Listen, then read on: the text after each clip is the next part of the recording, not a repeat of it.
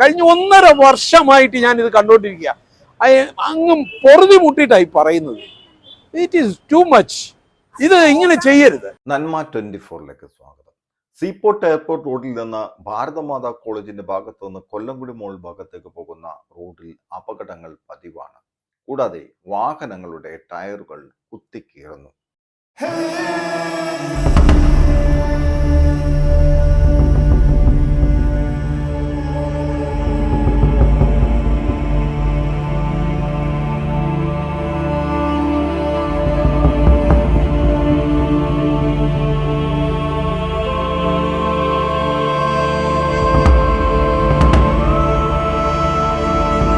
അങ്ങനെ എന്ത് പണം ഉണ്ടാക്കാനാ? എവിടെ കൊണ്ടുപോകാനാ? ഏത് പെട്ടിക്കകത്ത് വെച്ച് കൊണ്ടുപോകാനാ? ഒന്നുമില്ല. ഇതൊക്കെ ചുമ്മാ ജനങ്ങളെ ഇത്രമാത്രം ദ്രോഹിച്ചുള്ള ഒരു പരിപാടി. ഇത് കണ്ടോ, ഇങ്ങനെ ഓടി വരുമ്പോഴേ ഈ ടയർ ഇതിനകത്തോട്ട് വീണാൽ എഞ്ചിൻ ഇടിച്ചിരിക്കുന്നതാണ്. അതിന്റെ മാർക്കാ കാണുന്നത്. എഞ്ചിൻ ഇടിക്കുകയാണ്, മനസ്സിലായോ? ഇത്രയും വില കൊടുത്ത് മേടിക്കുന്ന കാറിനെ എഞ്ചിൻ ഇടിക്കുകയാണ്. ഇവിടെ കുഴിയാണ്.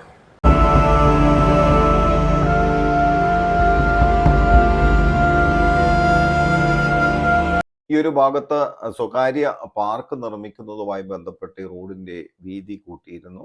തൊട്ടടുത്തുള്ള പ്ലോട്ട് ഉടമയ്ക്ക് ലക്ഷങ്ങൾ മുടക്കിയാണ് ഈ റോഡിന് വീതി കൂട്ടിയത്. ഈ സ്വകാര്യ പാർക്കിന്റെ ബോർഡ് സ്ഥാപിക്കുന്നതുമായി ബന്ധപ്പെട്ട് ഇപ്പോൾ നിലവിൽ കേസ് നിൽക്കുന്നതായി മനസ്സിലാക്കുന്നു. ഏതായാലും തൃക്കാക്കര നഗരസഭയുടെ BM&BC നിലവാരത്തിൽ പണിത റോഡാണ്. ആ നിലവിലുണ്ടായിരുന്ന റോഡ് നിലവിൽ ടാറിങ് ക്ലിയർ ചെയ്യാനോ അല്ലെങ്കിൽ നിലവിലുണ്ടായിരുന്ന റോഡിന്റെ സൈഡിൽ കട്ട വിരിച്ച് ഈ ഒരു അപകട സാധ്യത ഒഴിവാക്കാൻ സാധിക്കും. കൂട്ടിയെടുത്ത ഭാഗം കേസുണ്ടെങ്കിൽ അത് കേസുമായി മുന്നോട്ട് പോകട്ടെ. പക്ഷെ നിലവിലെ തൃക്കാക്കര നഗരസഭയുടെ നിലവിലുണ്ടായിരുന്ന റോഡിന്റെ ആ ഒരു ഭാഗത്ത് കട്ട വിരിച്ച് ഈ ഒരു അപകട സാധ്യത ഒഴിവാക്കാൻ സാധിക്കും. ഇപ്പോൾ നിലവിലെ ഒരുപാട് 2 വീലർ യാത്രക്കാരാണ് ഇവിടെ അപകടത്തിൽപ്പെടുന്നത്. അതുകൂടാതെ നമുക്ക് കാണാം വാഹനങ്ങളുടെ ടയറുകൾ കീറുന്ന ഒരു അവസ്ഥയിലേക്കും പോകുന്നുണ്ട്.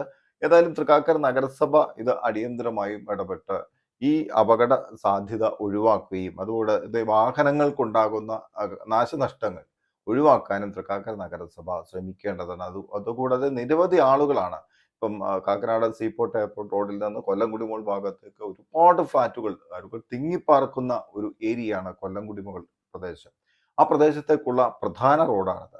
അതുകൊണ്ട് തൃക്കാക്കര നഗരസഭ അടിയന്തരമായും ഈ ഒരു ശോചനീയാവസ്ഥ പരിഹരിക്കണം.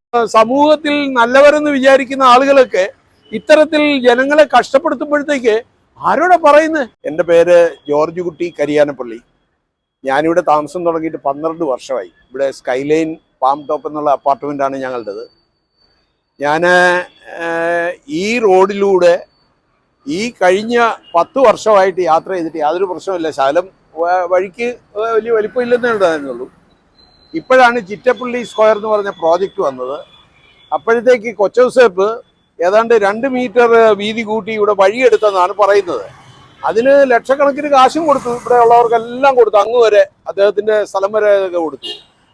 അപ്പം സംഭവിച്ചത് എന്നാണെന്ന് ചോദിച്ചു കഴിഞ്ഞാൽ ഈ സ്ഥലം ഇദ്ദേഹം മുനിസിപ്പാലിറ്റിക്ക് ഹാൻഡ് ഓവർ ചെയ്തില്ല. ഞാൻ ഇന്നലെ മുനിസിപ്പാലിറ്റി ചെന്നു. എന്താണ് ഇവിടെ ഇങ്ങനെ കിടക്കുന്നത്, നിങ്ങൾ ടൈലിട്ട് തരാത്തതെന്ന് ചോദിച്ചപ്പോൾ, സാറേ ആ സ്ഥലം നമുക്ക് ഹാൻഡ് ഓവർ ചെയ്തിട്ടില്ല, ആ റോഡിൻ്റെ അവിടം വരെ ഉള്ളൂ നമ്മളുടെ മുനിസിപ്പാലിറ്റിയുടെ സ്ഥലം. അപ്പം അങ്ങനെ വരുമ്പോഴത്തേക്ക് നമ്മൾ ഇവിടെ പിന്നെ ആര് ഇഷ്ടിക വിരിക്കുകയോ അല്ലെ കോൺക്രീറ്റ് എന്തെങ്കിലും ചെയ്യണം. കാരണം ഇവിടെ ഇതുവഴി പോകുന്നത് നിങ്ങൾക്കറിയാം, ടയർ 2ആയിട്ട് കീറിപ്പോകുന്ന പരുവായി. ഇത് ബ്ലേഡ് പോലെ നിൽക്കുന്നത്. 1, 2 ഞാൻ എൻ്റെ കണ്ണുകൊണ്ട് കണ്ടതാ. 2-3 പെൺകുട്ടികൾ സ്കൂട്ടറിൽ പോയപ്പോൾ സൈഡ് കൊടുത്തപ്പോൾ അവിടെ വീണത് ഞാൻ കണ്ടതാ. ഉടനെ ഇവിടെ ഒരു ബ്ലോക്ക് ആവും, എല്ലാവരും ഇറങ്ങി നോക്കും, കുഴപ്പമില്ല എന്നൊക്കെ പറഞ്ഞ് അങ്ങ് പോവും. അതായത് ഇത് ഇവിടെ സ്ഥിരം നാടകവേദി. ഇത് എനിക്ക് മനസ്സിലാകുന്നില്ല. ഒരു സോഷ്യൽ കമ്മിറ്റ്മെന്റ് വേണ്ടേ? ഇത് ഞാൻ ചിറ്റിലപ്പള്ളി നമ്മളുടെ റോട്ടറി മെമ്പറാണ്. അദ്ദേഹം ധാരാളം റോട്ടറിക്ക് വേണ്ടി ചെയ്തിട്ടുള്ള ആളാണ്.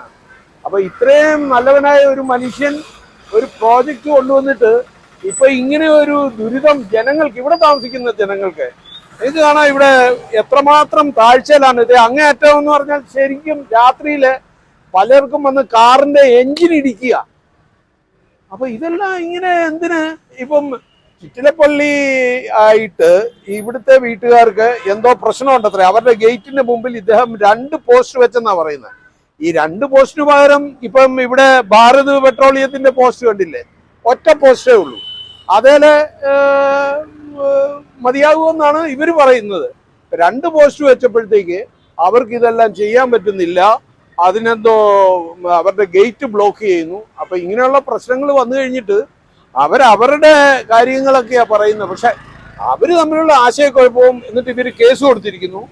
ആ കേസും ഒക്കെ സാധാരണക്കാരന് ജനങ്ങളെ ബാധിക്കുകയാണ്. ഞങ്ങൾ 72 പേരാണ് ഈ ഫ്ലാറ്റിൽ താമസിക്കുന്നത്. ഇതുപോലെ കുറഞ്ഞൊരു 15 ഫ്ലാറ്റുകൾ അങ്ങോട്ടുണ്ട്. എത്ര ആയിരക്കണക്കിന് ആളുകളാണ് ഈ റോഡ് ഉപയോഗിക്കുന്നത്.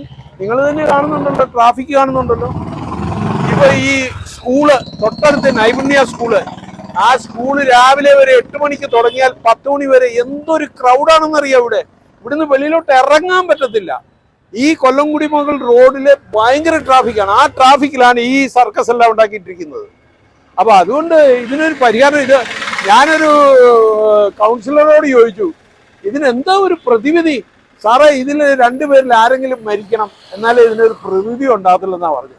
ഇപ്പൊ ആര് മരിക്കാനാണ് ഞാൻ പ്രാർത്ഥിക്കേണ്ടതെന്നാണ് ഞാനിപ്പോ ആലോചിക്കുന്നത്. ഏതായാലും ഇത് വളരെ മോശമാണ്.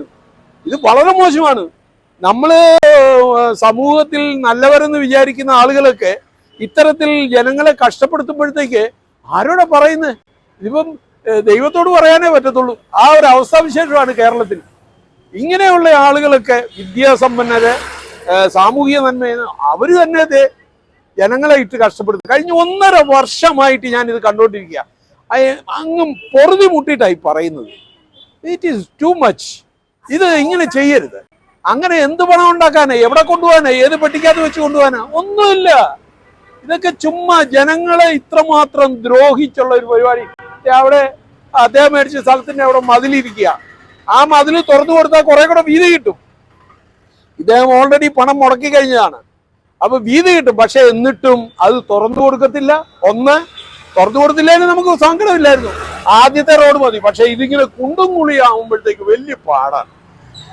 എത്ര വണ്ടിയാണ് ഈ ഒരു ടയർ ഇങ്ങോട്ട് ഇറങ്ങി, ഒരു ടയർ ഇത് നിൽക്കുമ്പോ എഞ്ചിൻ ചെന്ന് ഇടിക്കുകയാണ് ഈ ടാറയിലോട്ട്. ഞാൻ പറഞ്ഞില്ലേ, സ്കൂട്ടറുകാർ വന്ന പെൺകുട്ടികൾ മറിഞ്ഞു വീഴുന്നതും, ഒരു പെൺകുട്ടി വീഴുന്നത് ഞാൻ എൻ്റെ കണ്ണുകൊണ്ട് കണ്ടതാ. എന്നിട്ട് എല്ലാവരും കൂടെ ഇറങ്ങി, ഞാൻ ഉൾപ്പെടെ ഇറങ്ങി അതിനെ കയറ്റി വിട്ടു. അപ്പൊ ഞാൻ പറയുന്നത്, ഈ ഒരു സ്ഥിതിവിശേഷം ഇത്രയും വിദ്യാസമ്പന്നരും പണക്കാരും ജീവിക്കുന്ന ഈ പ്രദേശത്ത്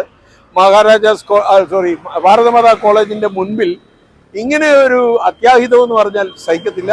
ഇതിനൊരു പ്രതിവിധി ഉണ്ടായേ പറ്റൂ. ഒന്നുകിൽ മുനിസിപ്പാലിറ്റി വരണം, അല്ലെ കോടതി ഇതിനൊരു തീരുമാനം പറയണം. ഇവര് 2 പേരും തമ്മിലുള്ള ഈഗോ പ്രോബ്ലം ഞങ്ങളുടെ സമൂഹത്തിന്റെ പ്രശ്നമല്ല. കൂടി വന്നാൽ ഒരു 150 മീറ്റർ, ഈ 50 മീറ്ററാണ് ഈ കുളം ഉണ്ടാക്കിയത്. എന്ത് കുഴിയാ നോക്കിയത്, കാണാവുന്ന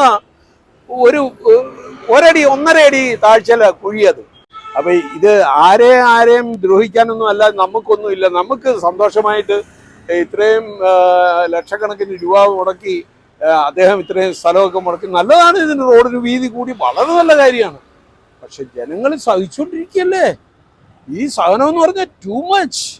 അത് ആവശ്യമില്ലാത്ത സാധനം. ആവശ്യം ഉണ്ടേ പോട്ടെ, ആവശ്യമില്ലാത്ത സാധനം വേറൊരു ഈഗോ പ്രോബ്ലം മാത്രം. അപ്പൊ അത് വളരെ തെറ്റാണ്. ഈ 2 കൂട്ടരും അതിനൊരു തീരുമാനം ഉണ്ടാക്കണം. ഇവിടെ താമസിക്കുന്ന ജനങ്ങളെ ഇവർ ശിക്ഷിക്കരുത്, ദ്രോഹിക്കരുത്. ഇതൊരു ദ്രോഹമാണ്, സാമൂഹിക ദ്രോഹമായി ചെയ്യുന്നത്. അതിന് വേണ്ടത്ര സഹായം ബാക്കിയുള്ളവരും തൃക്കാക്കര മുനിസിപ്പാലിറ്റിയും ചെയ്യുമെന്ന് ഞങ്ങൾ വിശ്വസിക്കുന്നു. ഇപ്പോൾ ഇദ്ദേഹം സൂചിപ്പിച്ചതുപോലെ നിലവിൽ കൂട്ടിയെടുത്ത ഭാഗം അത് കേസാണെങ്കിൽ അതവിടെ കിടക്കട്ടെ. നഗരസഭയുടെ നിലവിലുണ്ടായിരുന്ന റോഡിന്റെ സൈഡുകൾ ക്ലിയർ ചെയ്യാൻ, ഈ ഒരു അപകട സാധ്യത ഒഴിവാക്കാൻ തൃക്കാക്കര നഗരസഭയ്ക്ക് സാധിക്കും. ഈ കുഴികൾ അടച്ച് റോഡിന്റെ സൈഡിൽ കട്ട വിരിച്ച് ഈ ഒരു അപകട സാധ്യത ഒഴിവാക്കണം. നിരവധി 2 വീലർ യാത്രക്കാരാണ് ഇവിടെ അപകടത്തിൽപ്പെടുന്നത്. അതുപോലെ തന്നെ ഒരുപാട് വാഹനത്തിന്റെ കാറിന്റെ ടയറുകൾ കീറുന്ന ഒരു സാഹചര്യത്തിലേക്ക് പോകുന്നു. നമുക്ക് ഇപ്പോൾ തന്നെ കാണാം, ഈ പോകുന്ന കാറ്, ആ കാറിന്റെ വീല് എത്രത്തോളം കുഴിയിലും ആയിട്ടാണ് നിൽക്കുന്നതെന്ന് നമുക്ക് കാണാൻ സാധിക്കും. അപ്പൊ അതുകൊണ്ട് അടിയന്തരമായും തൃക്കാക്കര നഗരസഭ ഈ ഒരു ശോചനീയാവസ്ഥ പരിഹരിക്കേണ്ടതുണ്ട്. ഞാൻ പ്രദീപ്, ന്യൂ ഇന്ത്യ നന്മ 24.